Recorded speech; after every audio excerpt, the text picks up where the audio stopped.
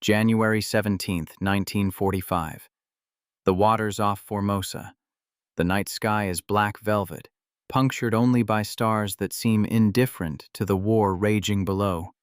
The air tastes of salt and diesel fuel. Beneath the waves, Commander Takeo Kusaka grips the periscope handles of his submarine, I-56, with hands that have not known steady sleep in 3 weeks. Through the lens, he sees them, shadows moving against the darker sea, hulking shapes that betray their presence only by the foam they push before them. American convoy ships, 34 of them, strung across the ocean like beads on a thread, each one carrying the sinews of war toward the Philippines. His breath fogs the eyepiece. This is what every submarine commander in the Imperial Japanese Navy has been hunting for since the Americans began their inexorable push westward. A target-rich environment. But the phrase is American, but Kusaka knows it intimately. He has memorized the silhouettes in his identification manual until they haunt his dreams. Liberty ships, tankers, escort carriers. Tonight they are all here, steaming at 12 knots, confident in their formation, their hulls pregnant with steel and fuel and the endless appetite of American industry. He does not yet know that in 20 minutes, the ocean will transform into something from mythology. He does not know that what happens next will be studied in naval academies for generations, or that the fires will be visible from 60 miles away, or that the disaster will mark not just a turning point in tactics, but in the psychology of a war already lost. The convoy is designated Schwind 87, though its designation matters less than its cargo. 17 tankers, and each carrying thousands of barrels of aviation fuel bound for the airfields of Luzon. 10 Liberty ships loaded with ammunition, crated aircraft, medical supplies, and the 10,000 small components that keep a modern war machine functioning. 3 escort carriers, their flight decks empty now but soon to be filled with Wildcats and Avengers. 4 destroyers prowling the perimeter like nervous sheepdogs. The Americans have grown comfortable. After 3 years of submarine warfare in the Pacific, they have developed a confidence born of numbers. So many ships, so many escorts, so many depth charges stockpiled in their magazines. The ocean is vast, and the Japanese submarine force is a shadow of what it once was. By early 1945, American anti-submarine warfare has evolved into a science. Sonar arrays sweep the water in overlapping cones. Radar detects periscopes breaking the surface. The convoy moves in a zigzag pattern, changing course every 12 minutes according to a randomized schedule. But patterns, no matter how random, are still patterns, and desperation sharpens the predatory instinct. Commander Kusaka is not alone. Hidden in the black water around the convoy are 4 other submarines, I-47, I-53, I-58, and RO-109.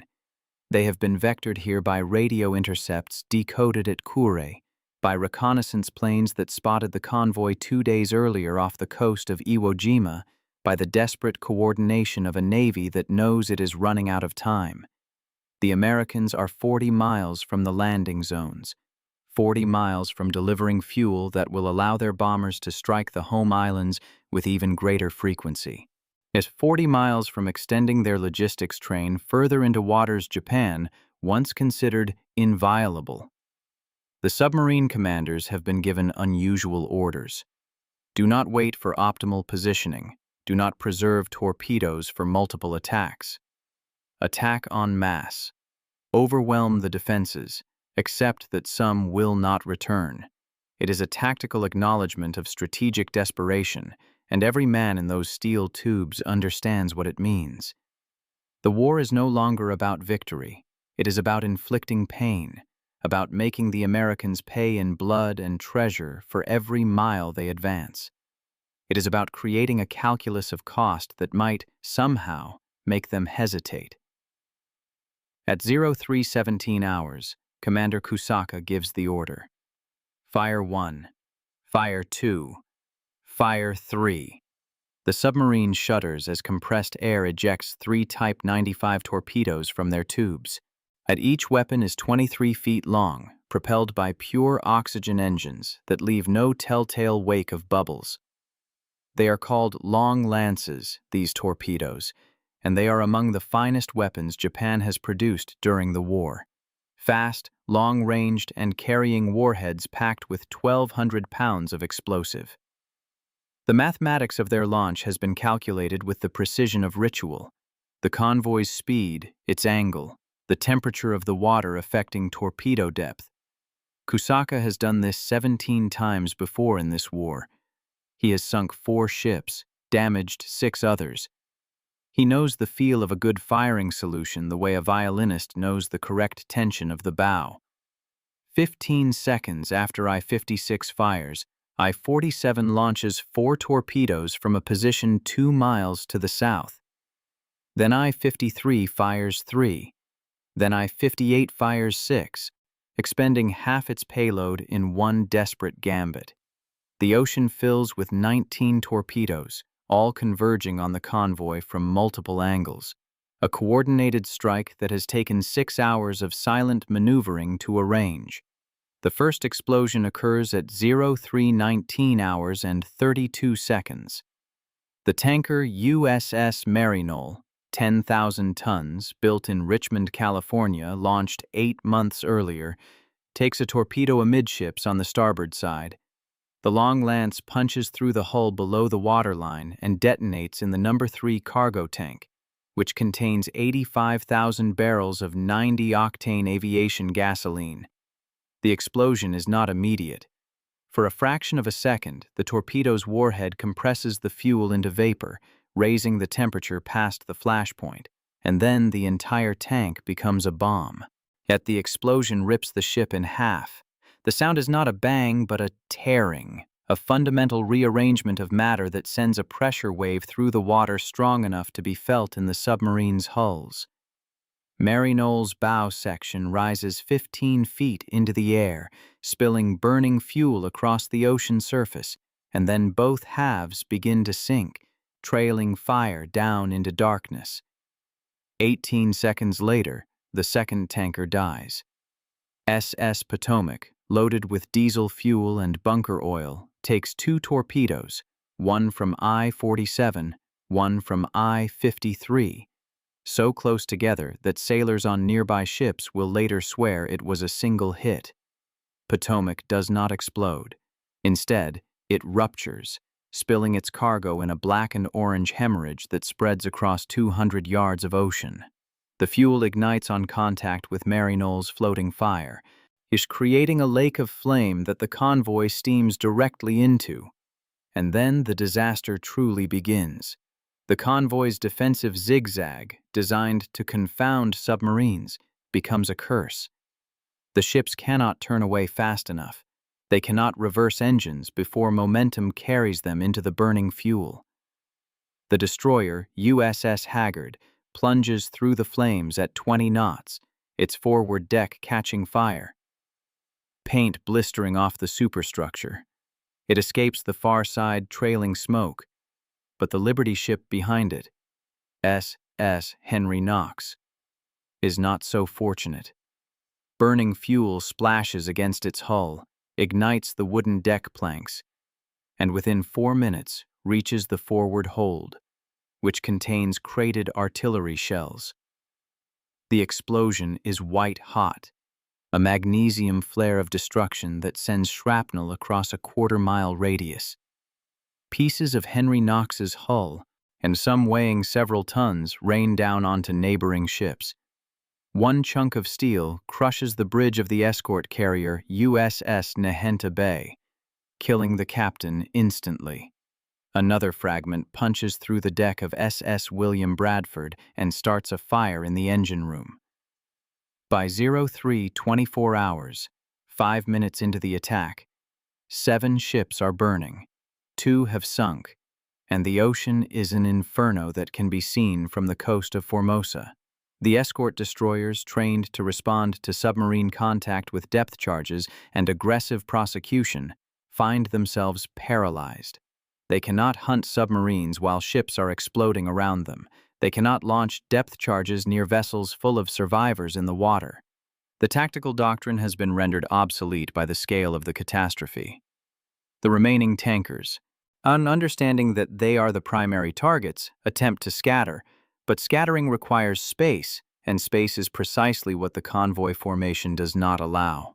Two tankers collide in their panic, one shearing off the other's rudder. A third runs full speed into the burning fuel slick and becomes a floating torch. Commander Kusaka, watching through his periscope, sees what he has created and feels no triumph. He is 41 years old, a graduate of the Naval Academy at Etajima, a man who once believed in the poetry of naval warfare, the clean geometry of fleet actions, the honor of ship against ship.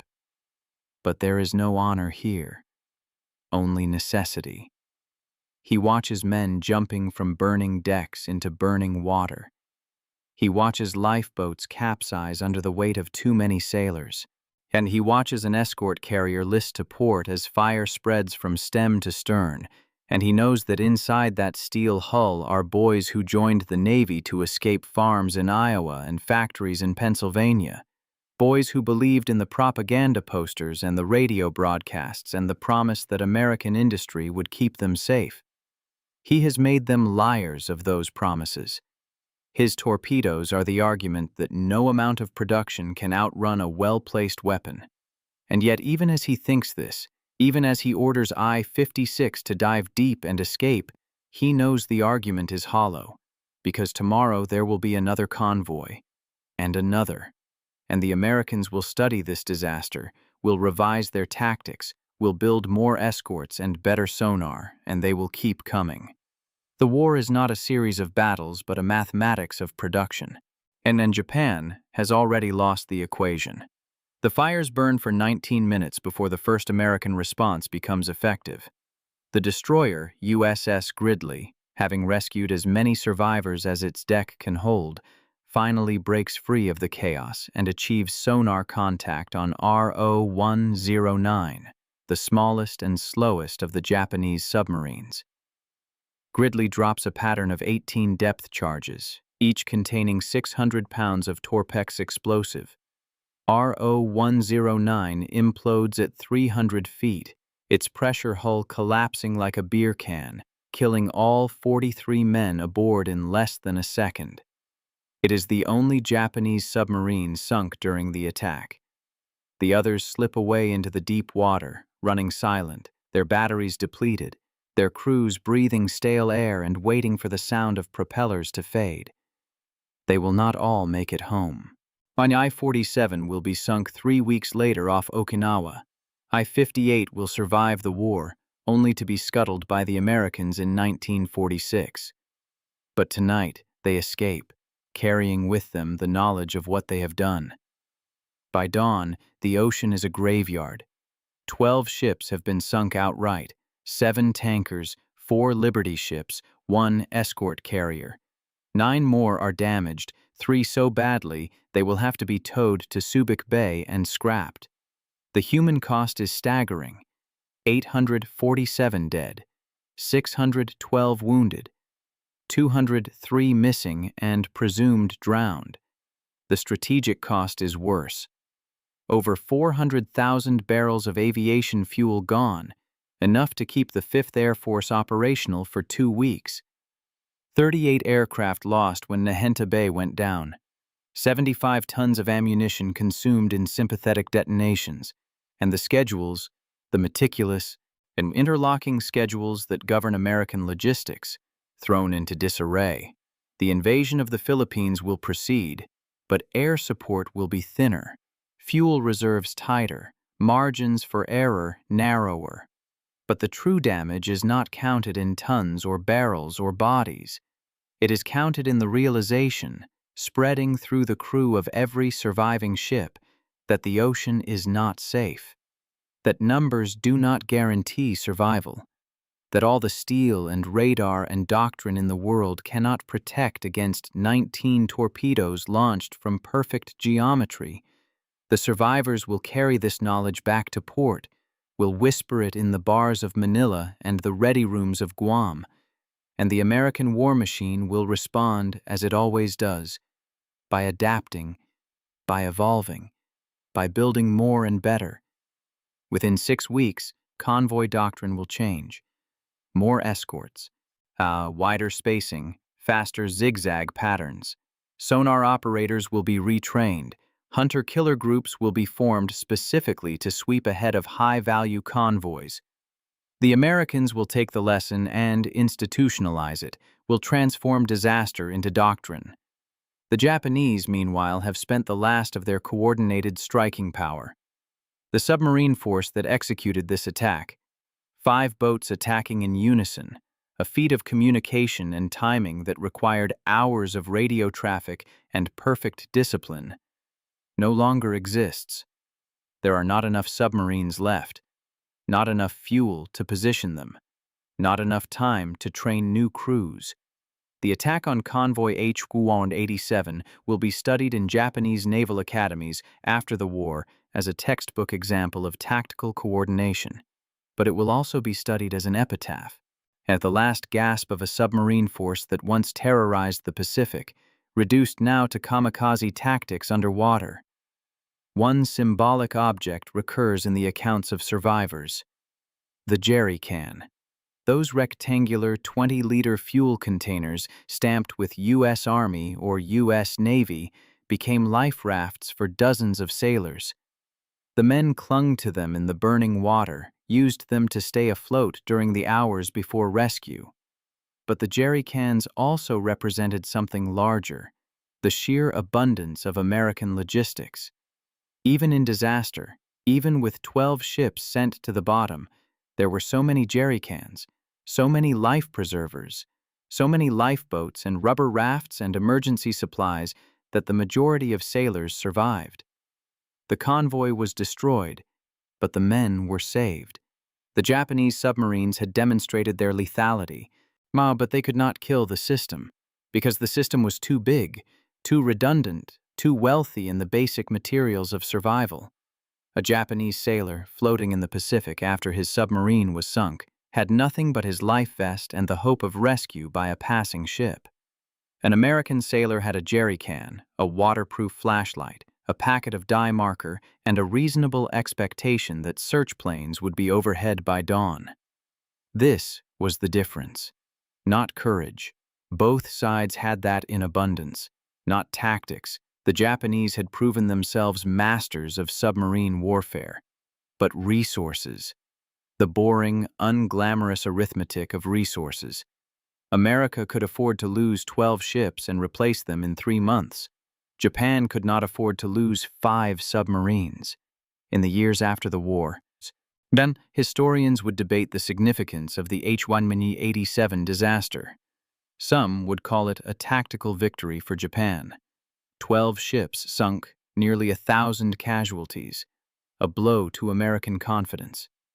Others would call it strategic irrelevance, a pinprick against a giant, a temporary setback that changed nothing.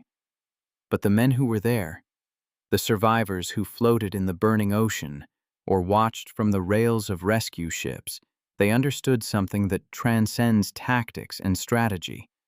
They understood that war is not a series of battles, but a test of systems.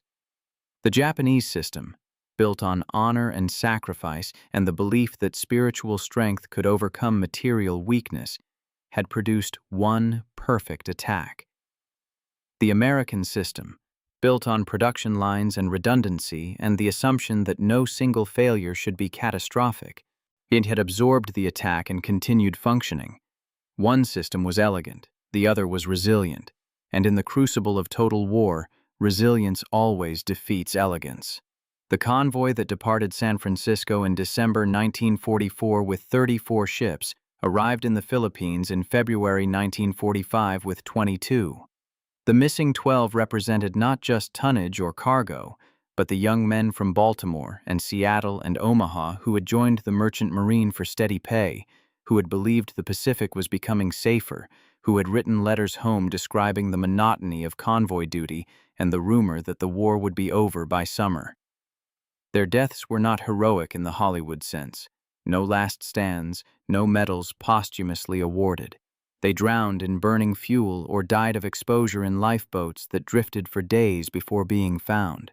Yet their names are carved on memorials in ports they shipped from, remembered by families who received telegrams and folded flags and the empty promise that their sacrifice mattered.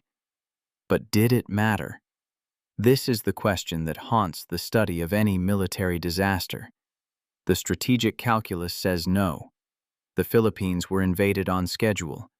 The Japanese were defeated. The war ended 4 months later with atomic fire.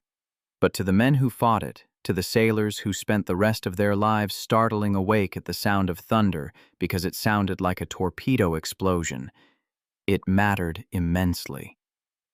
The disaster taught the American Navy that confidence is not armor, that logistics, for all their power, are still vulnerable, that the enemy, no matter how depleted, no matter how close to defeat, can still reach out and hurt you.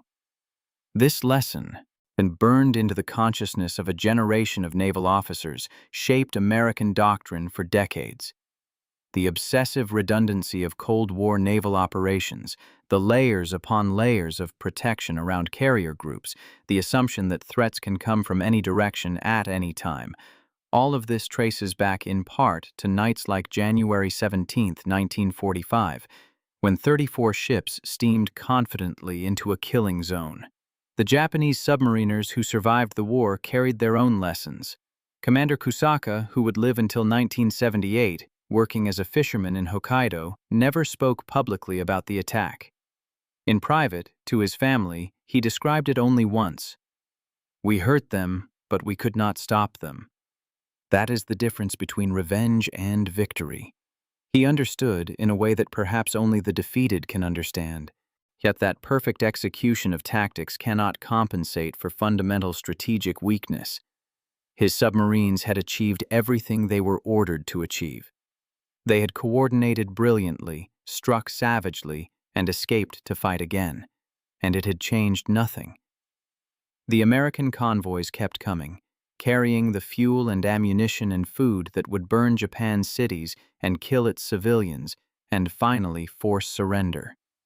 All the courage and skill of the submarine force could not alter the trajectory of the war, because the trajectory was determined not by battles, but by the industrial capacity to replace losses faster than the enemy could inflict them. This is the truth that January 17, 1945 illuminates. Modern war is not won by warriors, but by factories. The samurai spirit that Japan's military culture venerated, the Bushido code that demanded honor in combat, meant nothing against an enemy that measured success in production tonnage. The Americans did not need to be better sailors or braver soldiers. They only needed to be richer, more mechanized, more willing to treat war as an industrial process rather than a test of spirit. And they were. Every Liberty ship sunk could be replaced in 42 days, the time it took Henry J. Kaiser's shipyards to build a new one from keel to launch. Every tanker lost could be replaced by 3 more sliding down the ways in Texas and Louisiana. The Japanese could sink ships faster than any submarine force in history, and it would not matter, because the Americans could build them even faster. The fires on the ocean surface burned for 3 hours before the last flames were extinguished. The burning fuel, and spreading across miles of water, created a pall of black smoke that lingered until afternoon, a smudge on the horizon visible from Formosa. Local fishermen, watching from the coast, thought at first it was a volcanic eruption. Then they understood it was the war, coming closer, becoming inescapable. Some of them would be conscripted into the Japanese army within weeks, sent to defend Okinawa or the home islands, killed by the same industrial machine that built the convoy. The war was a Ouroboros by this point, consuming everything in its path, fed by the very destruction it created. More attacks meant more retaliation, meant more production, meant more attacks. The cycle could only end when one side was completely exhausted, and by January 1945, it was clear which side that would be. In the decades since, but the disaster has faded from popular memory, overshadowed by larger battles, Midway, Leyte Gulf, Okinawa. But in the archives of the Naval War College, in the classified after-action reports and the oral histories recorded in the 1970s, the event retains its significance. It is studied as a case study in coordination, in the limits of defense, in the psychology of convoy operations.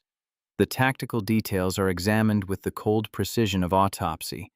But the emotional reality, the 20 minutes of terror when the ocean became hell, when sailors burned and drowned and screamed for help that could not reach them fast enough, this is harder to capture in doctrine. War colleges teach tactics. They do not teach what it feels like to cling to a jerry can in burning water, watching your ship sink, wondering if the fuel will ignite before rescue arrives. They do not teach the nightmares or the survivor's guilt or the way the smell of diesel fuel, decades later, can trigger a panic attack. The symbolic jerry can, floating in the burning Pacific, represents the paradox of American power in World War II. It is a tool of war, carrying fuel that will power bombers to destroy cities. But it is also a tool of mercy, saving the lives of sailors who would otherwise drown. It is mass-produced, ugly, utilitarian, the opposite of the elegant long-lance torpedoes that pierced the convoy. But it works. It is abundant. And abundance, more than any weapon or tactic, won the war. Japan could create moments of brilliance, coordinated submarine attacks, kamikaze strikes that sank carriers, desperate last stands that inflicted terrible casualties.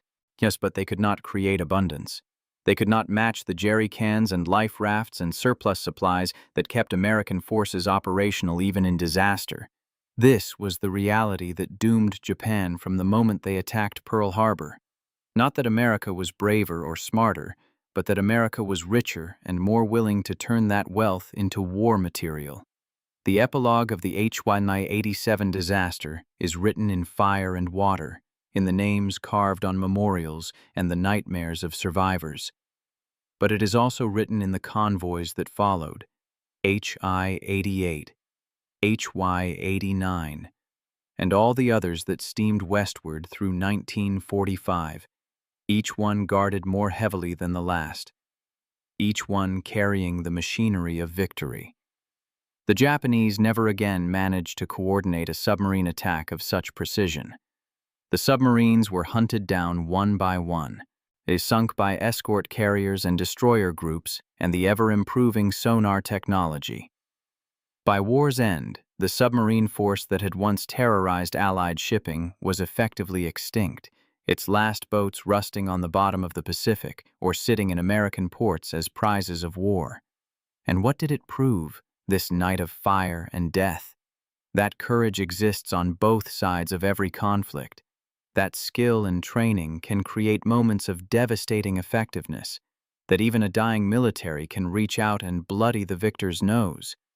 But also, more fundamentally, that wars are not won by courage or skill alone. They are won by the capacity to absorb losses and continue functioning, to replace the destroyed faster than the enemy can destroy, to turn tragedy into data and data into improved doctrine. The American system did this. The Japanese system could not. And so one side survived its disasters and the other did not.